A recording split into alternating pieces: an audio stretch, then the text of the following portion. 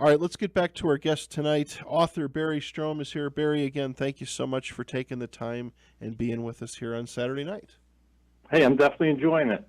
So, if we could, we were talking a little bit about right before the news about the warehouse, and again, some of the things that are happening there.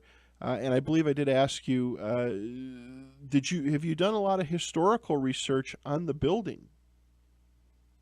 Actually, we have.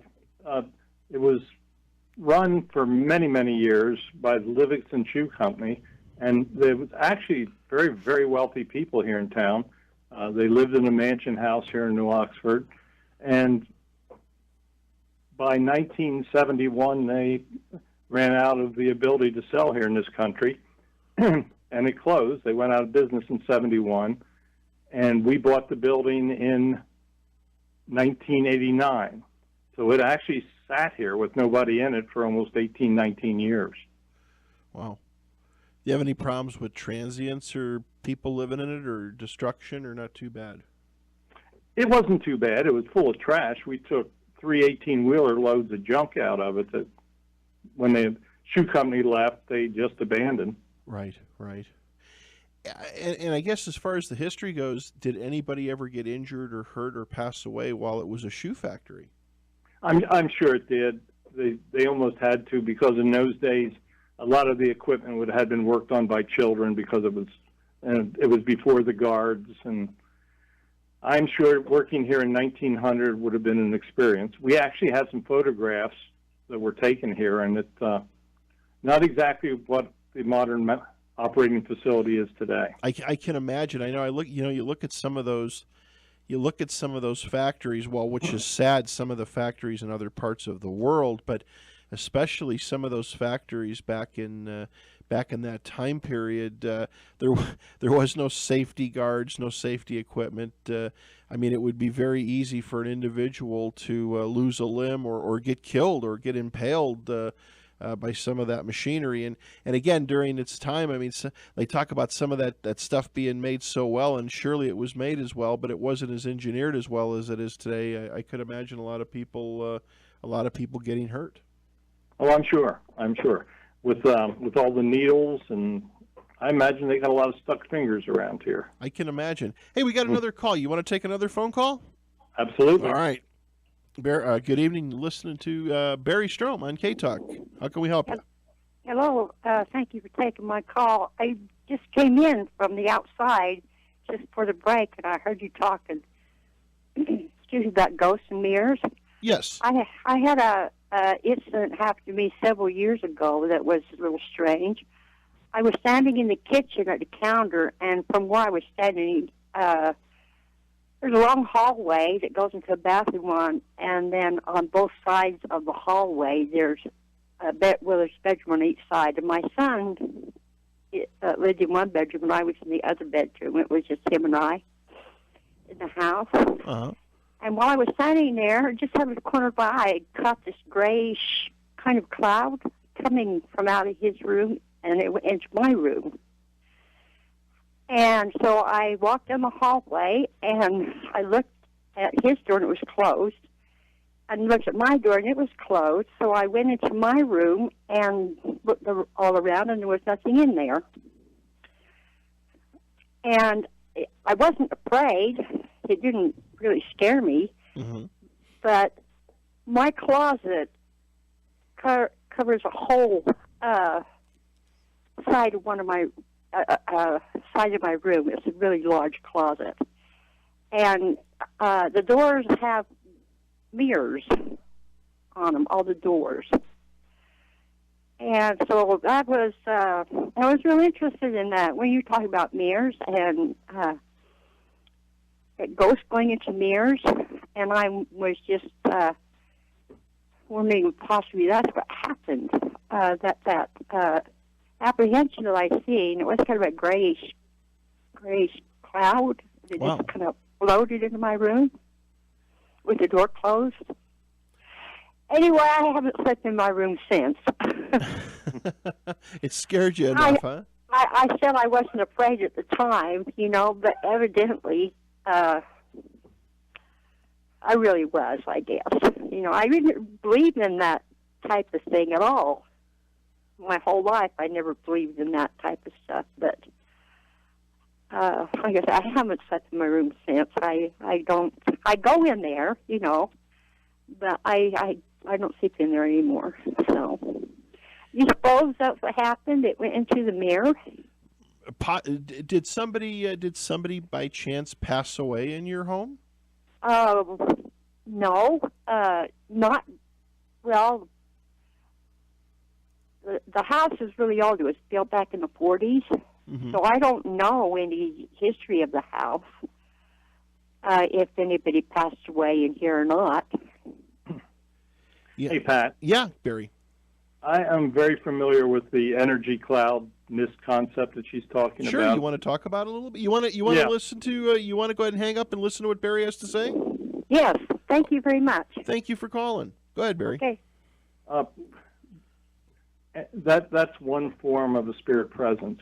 We refer to it as an ectoplasm or an energy mist, and I actually have hundreds of pictures of this. The cloud can move very rapidly, and that cloud can actually form as their energy changes into an apparition.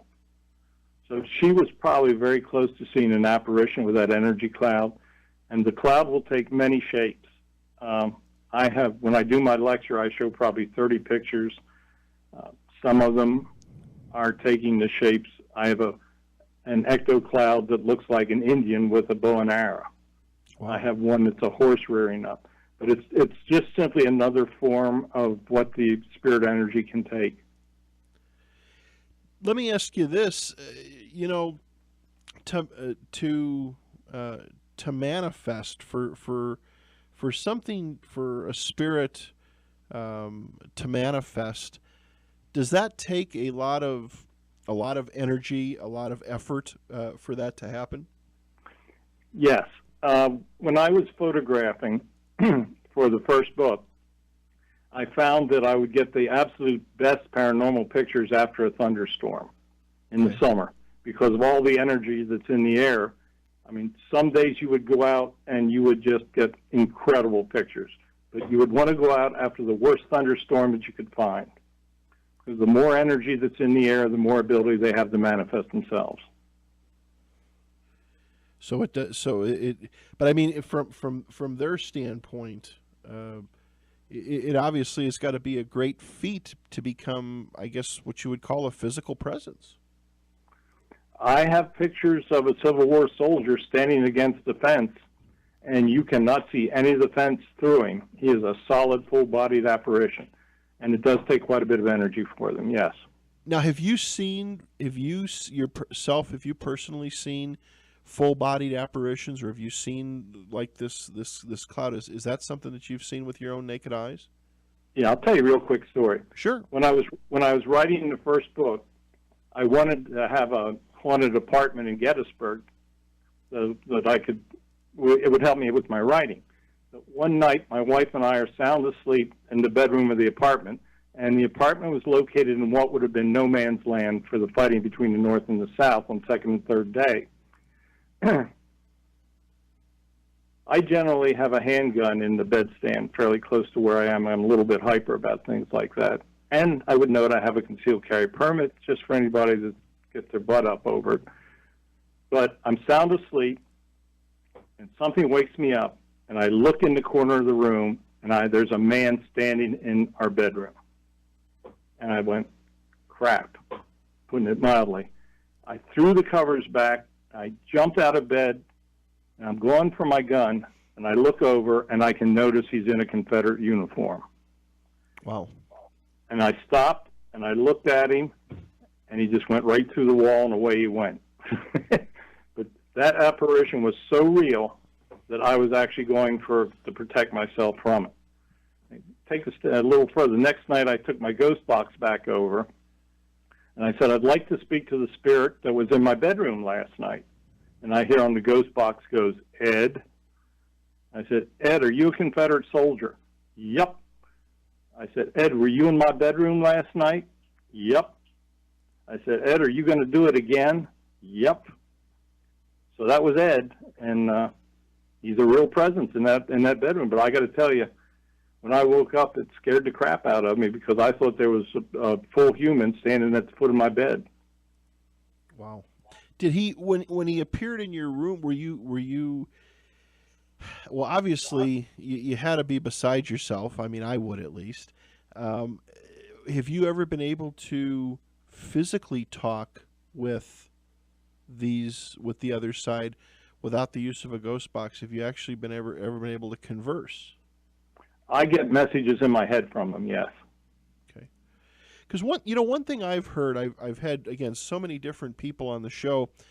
One thing that I've heard, and I don't know if you could talk on this a little bit, Barry, but and especially this seems to happen with people, in families when family members pass, is that sometimes family members will, when they pass to the other side, they'll for a long period of time, they'll give different signs, different physical signs, and then what I've heard, and again, this is in some cases, not all, but in some cases, they will let themselves be seen in the form of an apparition, maybe even to the point of like with you, where when you saw the one that you couldn't see through the individual, but after that happens, that's kind of the finality. They kind of move on. Have you ever heard of that? Yes, a family spirit will generally stay with you until you get control of your grief. And when the human is ready to move on, the spirit will then be at rest on the other side. Will try to give you some sign of finality, and then the spirit will indeed move on at that point. But they'll generally stay with you until you conquer your grief and are able to move on the human side. Well, yeah, because it's tough. It's losing a child, a parent, a sibling. I mean, it's it's a very, very tough situation. And again, I know certain situations where again a lot of signs are being shown, but from what you're saying, that could go on for years. Bear in mind, there's no time over there, and they're not in any rush, so Right. They'll stick around as long as they want to help, as long as they can help you. Right. You want to take another call? Sure. All right. Caller, good evening. Welcome to K-Talk. You're on with Barry. Thank you, Pat. Good show. I like this guest.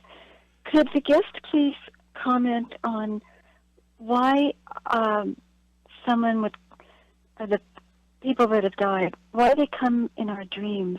Is it easier for them to contact us when we're asleep?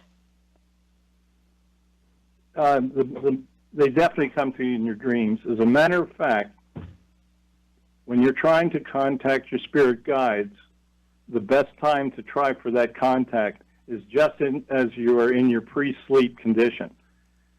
Most of the contact that you have will be right before you fall into your deep sleep, or it will be as you're coming out of your sleep in the mornings. I get a lot of messages in the mornings after I come out of a deep sleep, but you're still in that kind of sleep stupor thing.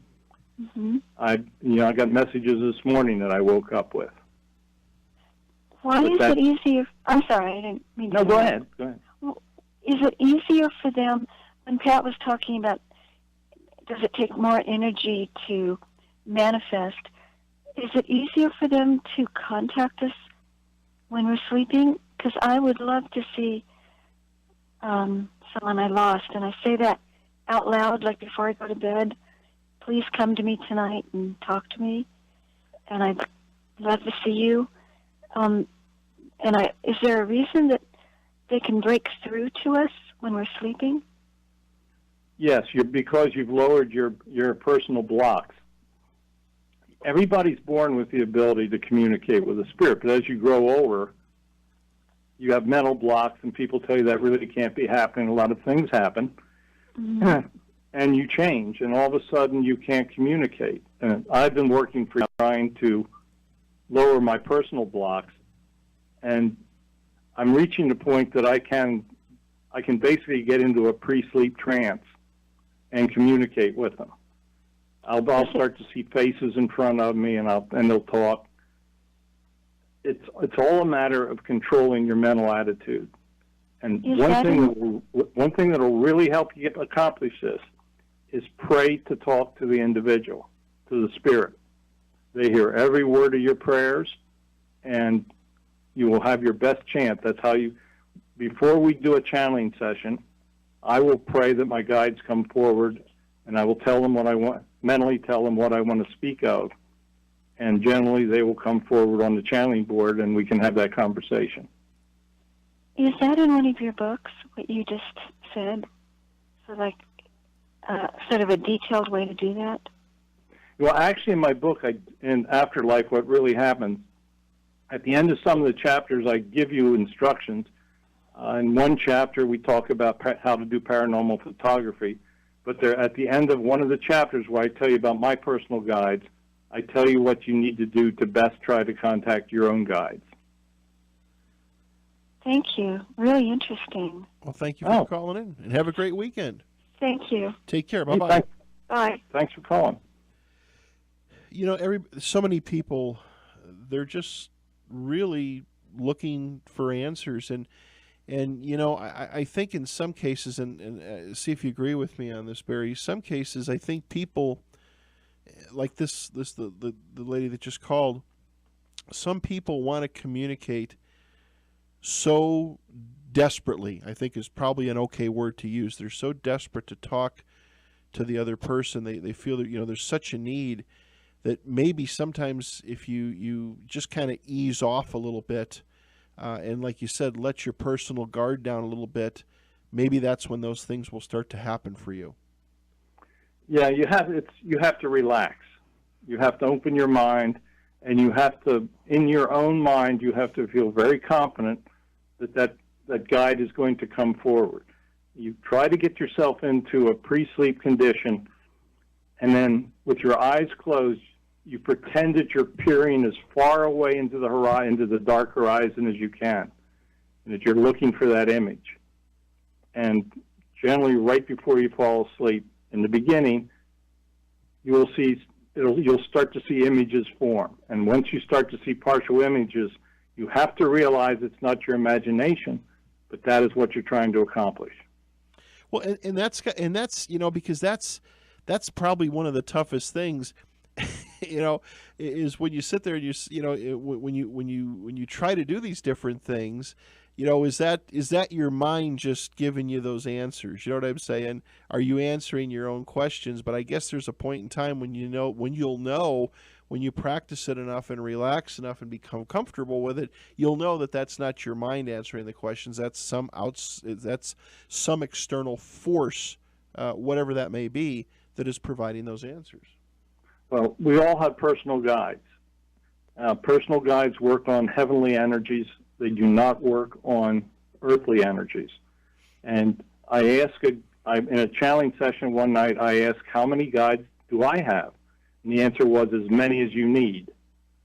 And I'm at a point now that sometimes I don't know whether I'm having my own thoughts or whether the guides are putting thoughts in my head. So once you start to accomplish this, it's a pretty amazing thing.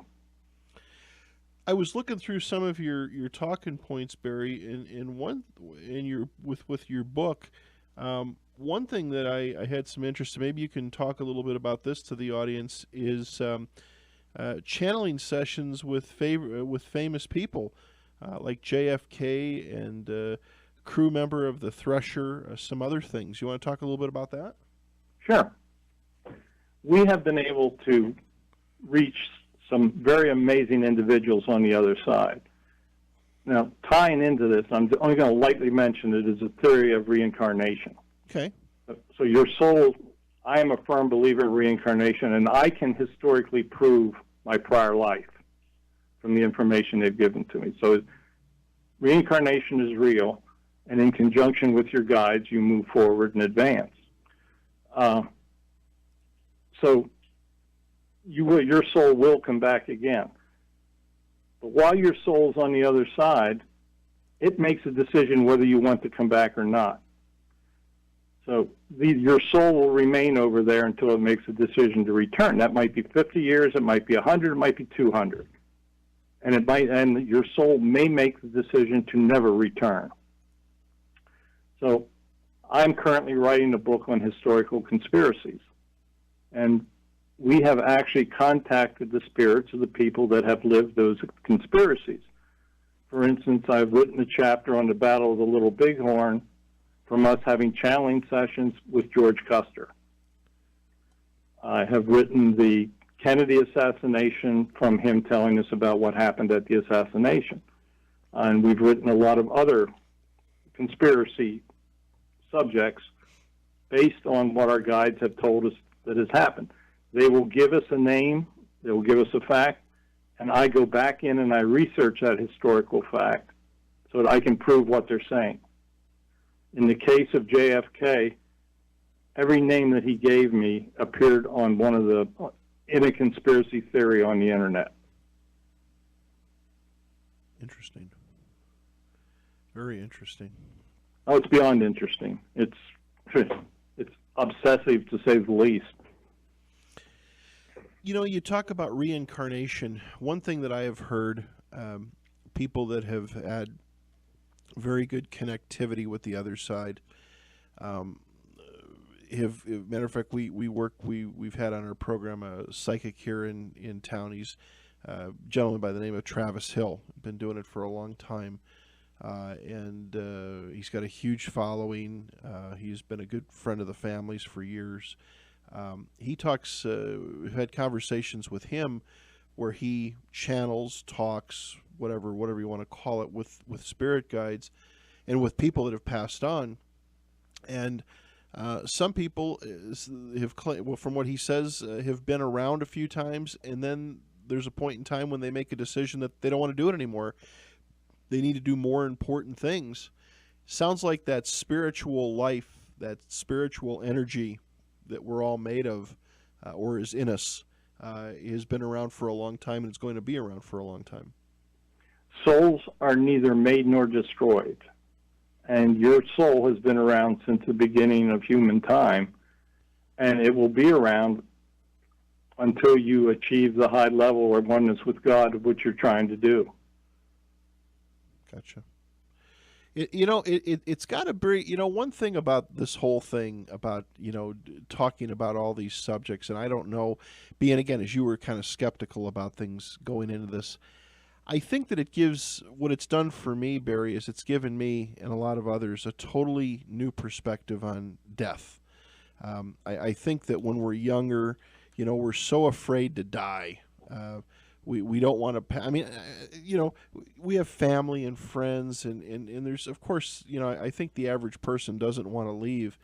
But the more, and especially like you, where you've had this gift to comprehend this more easily than the average individual, your experience lets you comprehend this. It kind of puts you in a different state of mind about doing as much as you can do here, but you're ready for the next step. The spirits speak of death as the beginning, not the end. Right. To them, it's the beginning of another cycle. To us, death is the end of this cycle where you give this body up, but your soul moves ahead. Do you feel that, do you agree with that as far as reincarnation, that is kind of your own choice? Oh, absolutely. When we talked to JFK, I asked him if he was coming back, and he said no, he had enough of it. We talked to Ulysses Grant, and there's a long chapter in Afterlife about our sessions with Grant. But we asked him, and he said he came through to us, and he told us that he said, I need to get this information out, and this is something I need to do because I'm preparing to return. So he had unfinished business that he needed to do from the other side before he reincarnates. And when we had him there, I asked if his wife, Julia, was going to reincarnate, and he said, no, she's not coming back. She's had enough of it. So soulmates can separate, and I'm sure she'll watch out for him when he comes back. And again, I've heard so many people talk about, our destiny, that a lot of people feel that that spirit, our essence, has predetermined our destiny. But what makes it so difficult is and maybe that's just maybe that's pre-planned too, Barry, in our current life. That's such a hard concept to grasp.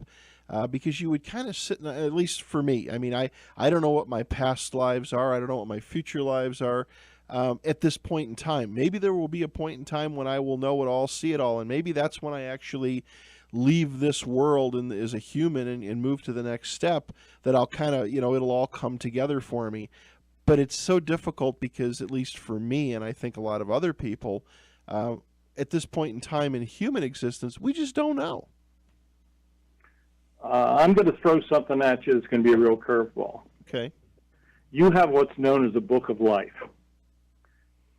Your book of life is planned before you come over here. You have to have the book. Your guides have got to approve this, and then you come in with this life plan, which you have the ability to totally screw up through ego and free will. And this is a real curve.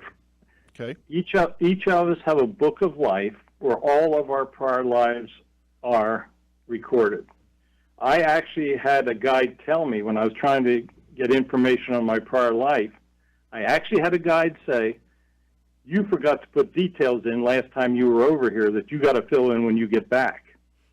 So apparently my book has got a few chapters missing, but all of us carry a book of life in an unused part of your brain that is part of your soul.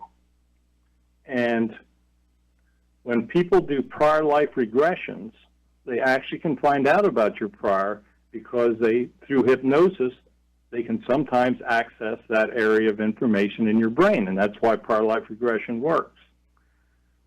The guides tell us that we actually emit an energy that they can tap into so that they can come in and look at this book. Now, we're also told that you plan yourself. You can plan multiple lives in advance.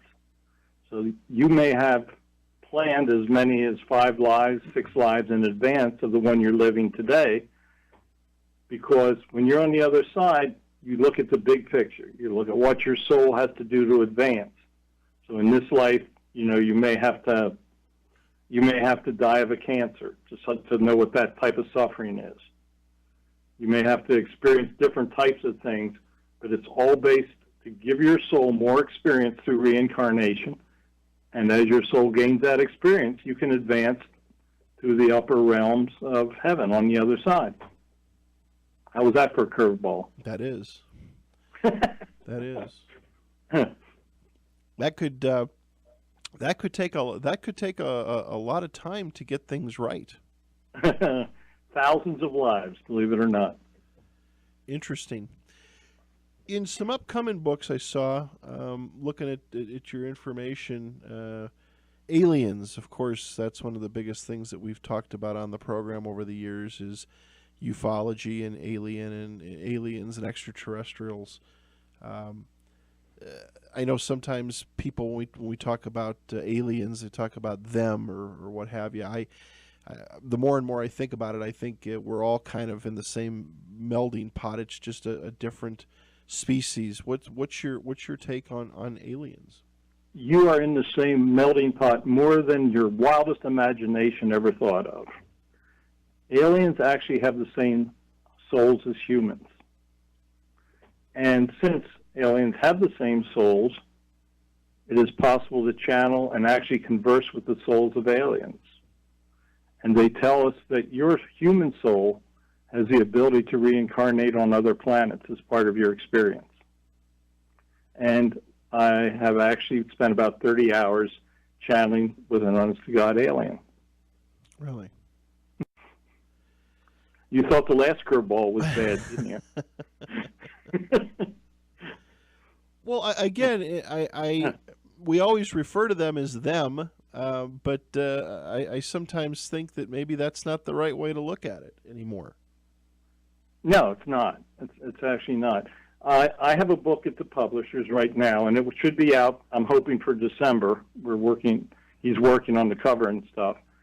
The title of that is Aliens Are Among Us, and a lot of it is based on interviews with the soul of an alien, where he tells us exactly what it's all about.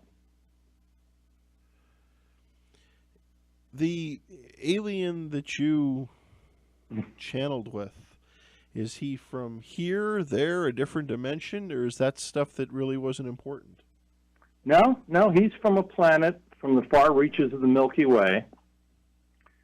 And one thing that is incredibly important in all this is the fact that intelligent life throughout the Milky Way has the same God that we have. I have written a chapter on the universality of God, where Mu, and my alien friend's name is Mu, by the way, he has told us how they actually worship God on his planet. And then on his planet 4,000 years ago, God actually sent his son, much the same as Jesus came to us 2,000 years ago. On his planet, they call him the Wise One. But they worship much the same as we do. Interesting, very interesting. Yeah, there's, well, obviously you come across a lot of fascinating things. Yeah, every time I talk about aliens, I know if my daughters are listening, they start to cringe. Like, oh no, he's talking about that again. Uh-huh. They say, he wrote a book about it? Well, you know, like I said, I've always felt that we always put them into the them category, but I think that one thing, and that's from a strictly a scientific standpoint, you know, we think about aliens, of course, and then there's the Hollywood sensationalism too that gets thrown into the mix. But you know, if you're on a planet that has a you know, a different type of atmosphere, a lesser gravity, you know, of course, we're physically going to look different, and we're going to adapt to our environment. But that doesn't mean that the soul, that energy is any different or doesn't come from any one place. No, soul's universal. And before we did this tonight, after work, my wife and I got on the channeling board to see if there was anything that he wanted us to say. Yes. I mean, this sounds a little weird, I'm sure. But he said, "Are you ready?" And he had given me some statements, and I hadn't printed them out. I said, "I think so." And then he goes, "Are you sure you're ready?" And I went, and then I got the thought, you haven't printed his statements. Because he gave me something that he wants me to read on the radio for you, but it tells you what the alien intention really is. So if I can digress a bit, Sure, he's going to get really mad at me if I don't read this statement that he gave me. Go ahead. Okay. And these are the exact words that we channeled, and I have video and audio proof of this if anybody's really hesitant. He starts off by saying, "We are here to help you. We do not want your planet. We have our own, thank you, and we do not want to harm you. This is all nonsense that we want what you have. We are here to make sure you can make the leap when you are ready. In the space-time continuum, there are many virgin planets waiting to be settled or create their own karma, as there is dead and worn-out planets ready to be re-eaten by its suns. The planets are on a timer. They are born, they thrive, and then they die. It is the way of things. In a few more billion years, this solar system will be all burned up. Not from man's misuse, but just because that is the way of things. If we are to survive, we have to learn to travel the stars. This is how and why you must learn not to depend on Earth forever. We are here to make sure you grow towards this." Pretty cool, huh? Very cool. I'm out of his doghouse now. I did read it. Let me ask you this, Barry. You know, the one thing that of course so many people talk about is disclosure. And you know, of course, you have hardcore skeptics. I mean, myself, I've never seen an alien being. I have in my lifetime. I've seen two UFOs. And I'll phrase it with this statement. I saw two craft in my lifetime that, if they are of this world, we have got some unbelievable technology that that would just blow anybody away. If they're not of this world, I saw something pretty cool. Do you think, as much as, I mean, more and more people are seeing things, people are recording things, the media, of course, always made a mockery of ufology and flying saucers and different shaped craft for so many years. And now that's starting to change a little bit. They're not throwing people in straitjackets and putting them in a crazy room anymore because so many people are capturing things. But there's still, I think, for so many people, and I use this analogy, until you see that flying saucer in the Smithsonian, a lot of people aren't going to believe. Do you feel in our lifetime, in our human lifetime, that we're going to see something someday, maybe in the not too distant future, that is going to let mankind know that we're not alone? Do you think we'll see some sort of an event? Yes, and I don't think it's that far off. They tell us there's going to be a wormhole for them over the West Coast this year. It's going to have an increase in traffic. And you think that's something that people will be able to see? If they want you to see them, you will see them. Just like crop circles are a direct result of them wanting us to know that they're there. Right.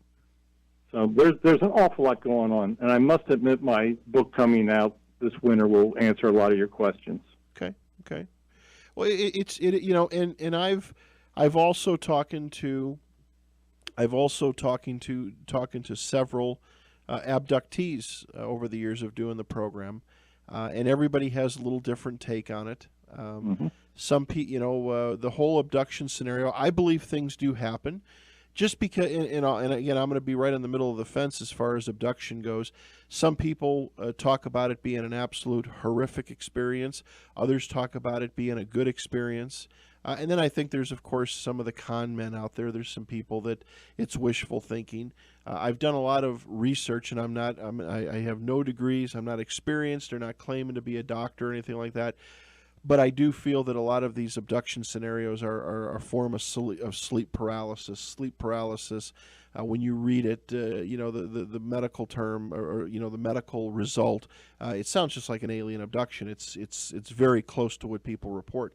But the people that I've talked to, who I truly believe something has happened to them, the ones that I believe even more, and you really hit upon that, was. One gentleman, Jesse Long, doesn't do a lot of radio programs. I had the opportunity to get him on a couple years ago. If you go out and do a little looking on the internet, he had been going through the abduction scenario since the age of 9 all the way up to the age of 34. Craft were appearing over his home. He was, I believe he's a real estate and something to do in the window industry. And he did a lot of commuting between Arkansas and Texas, long road trips. And these triangular and flying saucer type crafts would appear right near the car, and he'd have a work partner with him, and he'd look over and say, "You see that flying right there, right? You see that what's out the window?" And they're like, "Jess, we don't see nothing but blue sky and a cloud." So I guess where I'm going with this is that I feel more and more, and just by the statement you made, if whoever they are if they want to be revealed, they're going to reveal themselves, maybe to benefit you, not to necessarily clarify or prove anything. But I'm kind of under the assumption with all the people that I've talked to, if you need to see it, they'll let you see it. If you don't need to see it, you're not going to see it. You're nailing it pretty good. I actually wrote a whole chapter on abductions. Moo told me everything they do at them, how they select the people, what they do. And it's research. They're trying to see how we're killing ourselves through our food supply and pesticides and everything. That's the same thing with the animal mutilation. They're checking on how the human race is hell-bent on killing its own self. We've been doing a lot of crazy things lately, and some things have got to change. But it's, again, I sometimes just wonder. I mean, so many of these things, like with the GMO foods and so many of these other things, they're so tied to the human greed and the money. At the end of the day, it's really sad, but that's what it comes down to. It's about making money. And again, I just feel that maybe that's what it takes to put this planet back into moral alignment, if you will, is maybe we need as humans, we need to see something, and that doesn't mean things are going to change the next day, but maybe it will at least get people to start thinking. One thing they say that they do in an abduction, if they find something wrong with the individual, they cure it. For instance, if the individual has a cancer, they'll cure that cancer for them. Mm-hmm. So I asked him one night, I said, well, if you guys can cure cancer, why don't you give us the cure? And his answer was, we have, except money means much more to you. Right. Well, it's just like anything. I mean, if there was a, I've said this jokingly, but not jokingly, but if there was a cure for cancer, just think of all the big pharmaceutical companies that would go out of business. If there was a pill or a way for people to lose weight, just think about Coca-Cola. They sell more diet products than they do regular products. I mean, there would be no need to have Diet Coke or Diet Pepsi anymore. If there was that pill out there or that fix out there, again, it's all, and I believe that some of those fixes are out there, but again, it's greed, it's money that wants to keep it afloat. Well, he told us that the aliens gave us the Salk vaccine, and they've done a bunch of other good things for us. Interesting stuff. Barry, our couple hours have come to an end. I'd love to get you back on, especially after you get your other book done. Why don't you give out your website and where people can find you and get your books? Okay, I would suggest from the main website that they go to spiritspredict.com. It's just spiritspredict.com. I have a free mailing list that you can sign up for. If you send me your name and email, when I get these future predictions, I send them out to my list. That's pretty much it. I have multiple websites, but once you get on that site, you can click over onto the other ones and just see what we have done, see what our predictions are.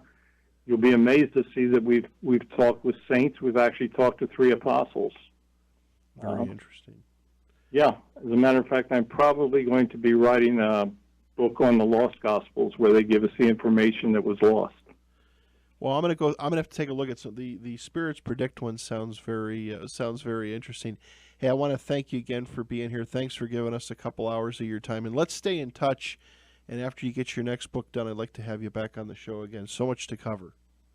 Okay. The book won't be out the winter. If you want to do something before that, let me know. Be glad to, Barry. Be glad to. Again, thanks. It was an honor to have you on tonight.